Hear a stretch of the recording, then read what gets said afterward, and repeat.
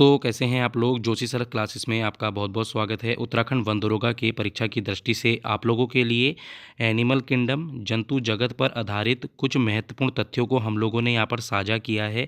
आशा करते हैं आपको ये पसंद आएगा, क्योंकि हमने इसके जितने भी भाग हैं, जितने भी संघ हैं, जितने भी फाइलम हैं, इनको हमने ट्रिक के साथ आपको समझाने की कोशिश की है।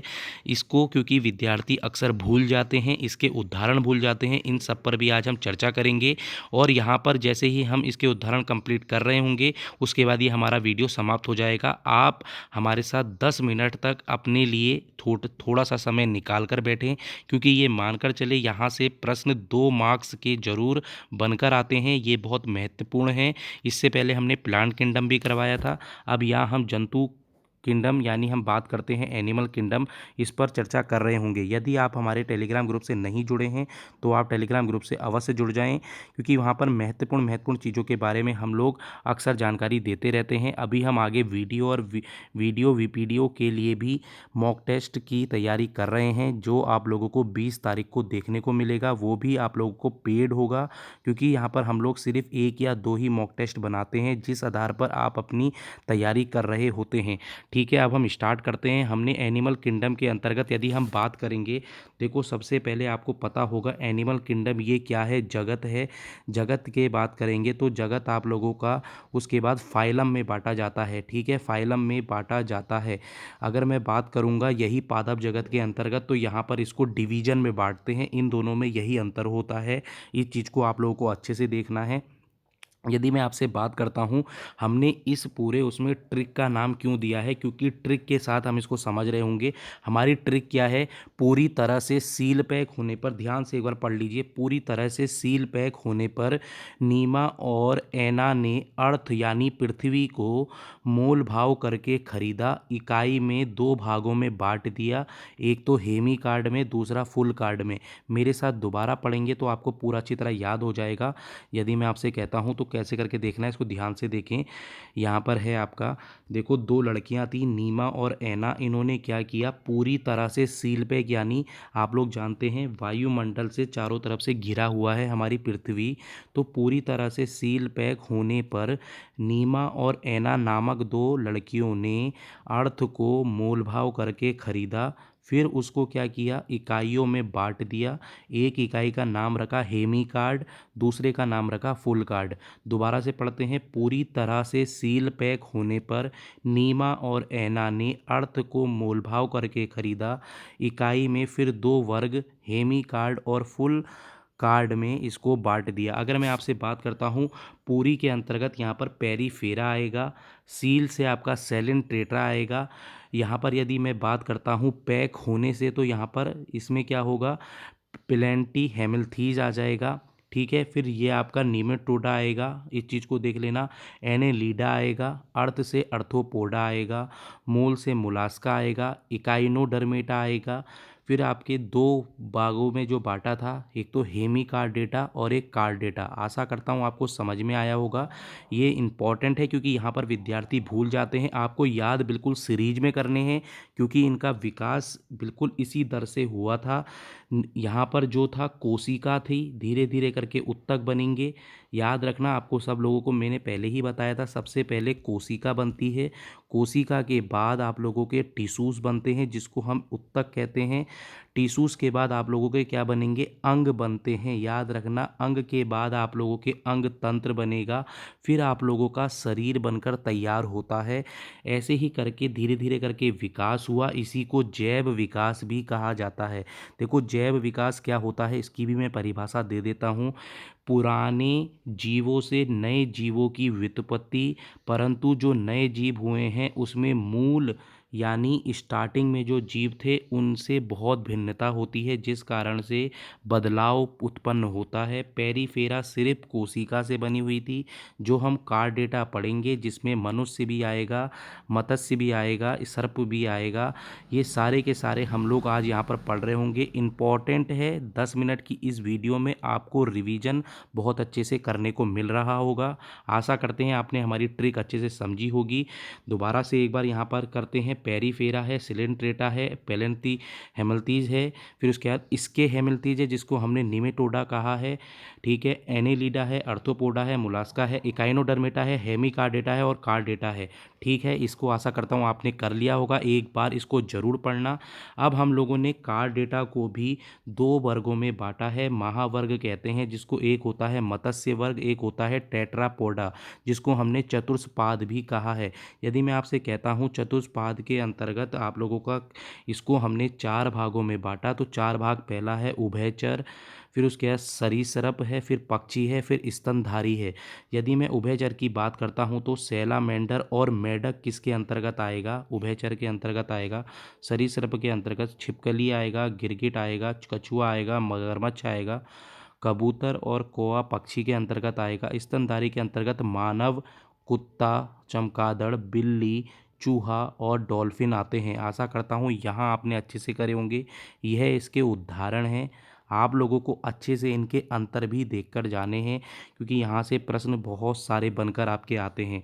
ठीक है, इसको किस आधार पर बांटा था हम ये देख लेते हैं। दे गुहा के आधार पर बांटा जाता है। त्रिस्तरीय, जिसको डाई, यहाँ पर क्या कहते हैं, डाई ब्लायोस्टिक कहते हैं, याद रखना। और एक होता है ट्राइब्लायोस्टिक, इसके इस आधार पर बांटा था। एक हमने बांटा था यहाँ पर पैरेलल, यहाँ पर सिमेट्री के उसमें, और एक हमने बांटा था रेडियल सिमेट्री जिसको हमने अरीय समिति भी कहा है। इनके आधार पर हम इसको बांटते हैं। आपने इसको पूरा जरूर पढ़ा होगा।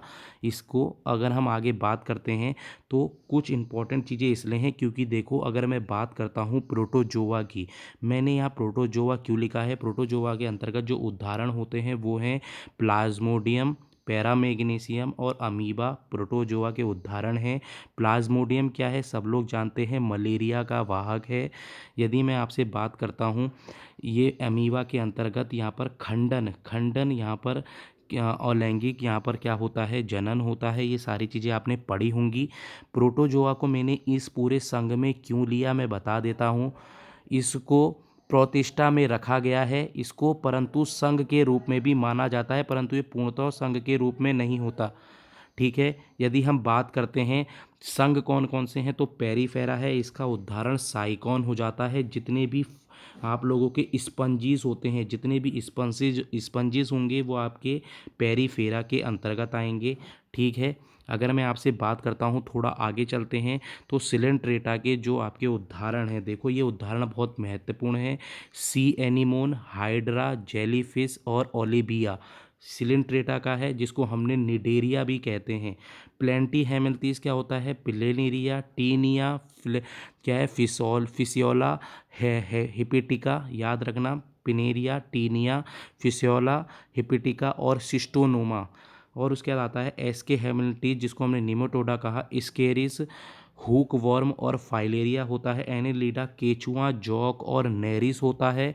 इसका आप एक बार स्क्रीनशॉट जरूर ले लेना, ये बहुत महत्वपूर्ण है। यहाँ से प्रश्न डायरेक्ट बनते हैं। कैसे बनते हैं मैं बता देता हूँ। आर्थ्रोपोडा के अंतर्गत निम्न में से क्या नहीं आता, चिलचट्टा, केकड़ा, मकड़ी, बिच्छू, ये मधुमक्खी। यहाँ से तीन चीज़ें दे देंगे और एक केचुआ उठाकर रख देंगे। पूछेंगे अर्थ पौधा से निम्न में से क्या नहीं आता। देखो सारी चीज़ें पढ़ के जानी है आपको। आर्थ्रोपोडा के अंतर्गत क्या क्या चीज़ें महत्वपूर्ण हैं वो पढ़ के जानी है। कितनी देगुआ हैं इसके अंतर्गत, कौन से इसके अंतर्गत यहाँ पर ये आपकी त्रिस्तरीय है या द्विस्तरीय है, ये पढ़कर जाना है। मैंने आपको तीनों आधार बताए जहाँ से प्रश्न बनते हैं। इसमें पार्श्व यानी रेडियल सिमेट्री है या फिर पैरेलल सिमेट्री है, ये देखकर जानी है। यहीं से प्रश्न आपके बिल्कुल छपने को देख लेना, यहीं से ही प्रश्न आपके बन जाएंगे। यदि मैं मोलास्का की बात करता हूँ तो घोंगा, सीपी और लोलीगो, याद रखना लोलीगो बहुत इंपॉर्टेंट है। ठीक है, इकाइनोडर्मेटा में तारा मछली जिसको हम स्टारफिश कहते हैं, समुद्री आर्चन और समुद्री खीरा इसके अंतर्गत आएगा। ठीक है, आशा करता हूँ यहाँ तक हम आप लोगों ने अच्छे से देखा होगा। हमने आज क्या क्या पढ़ा थोड़ा सा मैं बता देता हूँ। मैंने आज आप लोगों को एनिमल किंगडम के अंतर्गत आप लोगों को मैंने पूरा ट्रिक के साथ, पूरा इसके जितने भी यहाँ पर संघ थे जिसको हमने क्या कहा है, फाइलम, याद रखना, जिसको भी हमने फाइलम कहा है, इसके हमने पूरे 10 को ट्रिक के साथ समझा था, ठीक है, जिसमें हमने पेरीफेरा को समझा, सेलेंट्रेटा को समझा, प्लेंटी हेमल्थीस को समझा, ठीक है। उसके बाद हमने यहाँ पर एसके हेमल्थीस को समझा, फिर आपने एनेलिडा समझा, अर्थ्रोपोडा समझा, मोलास्का समझा, इकाइनोडर्मेटा समझा, हेमी कार्डेटा समझा और कार्डेटा को समझा। देखो जिस तरह मैंने पूरे अच्छे से याद करे हैं वैसे ही आपको भी याद करने हैं। यहाँ से क्या क्या प्रश्न बन जाते हैं, इनके उदाहरण से प्रश्न बनते हैं, या फिर आपसे पूछ लिए जाएंगे कि कौन सा त्रिस्तरीय है, कौन सा द्विस्तरीय है, किस में दे गुआ होती है। दे गुआ के अंतर्गत भी दो प्रकार की आएंगी आपकी, एक तो आप लोगों की आती हैं इसके अंतर्गत, ये होती हैं चपटी होती हैं। यहाँ पर ये चीज़ें महत्वपूर्ण है। एक आप लोगों की कैसी दिखेंगी, आपकी छचली टाइप की यानी खुदरी टाइप की देखने को मिलेंगी। ये महत्वपूर्ण है, यदि आप लोगों ने इसको अच्छे से किया होगा तो मैं गारंटेड कह रहा हूँ आपके 2 मार्क्स यहाँ से आराम से बन जाएंगे। जो मैंने आज आपको बताया है, इसको आपको अच्छे से कर कर जाना है। यहाँ से प्रश्न बहुत ज़्यादा बनते हैं। आशा करता हूँ आपको ये मेरी वीडियो पसंद आई होगी। हमने ट्रिक द्वारा इसको पूरा अच्छे से समझा था। इसको पूरा आप लोग मेरे साथ एक बार और बोलेंगे, पूरी तरह से सील पैक होने पर नीमा और ऐना ने अर्थ को मोलभाव करके खरीदा, इकाई में 2 भागों में बांट दिया, हेमी कार्ड और फुल कार्ड। तो इससे आपको ये पूरे याद हो गए होंगे। यही इसकी आज की ट्रिक थी और आशा करता हूँ आपको पसंद आया होगा। यदि आप हमारे टेलीग्राम ग्रुप से नहीं जुड़े हैं तो आप हमारे डिस्क्रिप्शन बॉक्स में जाकर टेलीग्राम से जुड़ सकते हैं। ऐसी छोटी छोटी जानकारी आपके लिए बहुत महत्वपूर्ण होंगी। जब आपका एग्ज़ाम 11 तारीख को सामने होगा तब यहाँ से सारी चीज़ें जब आपको लगेंगी कि हाँ ये इम्पॉर्टेंट है, तब समझ में आ रहा होगा। मिलते हैं दूसरी क्लास में। Thank you, tata, good bye.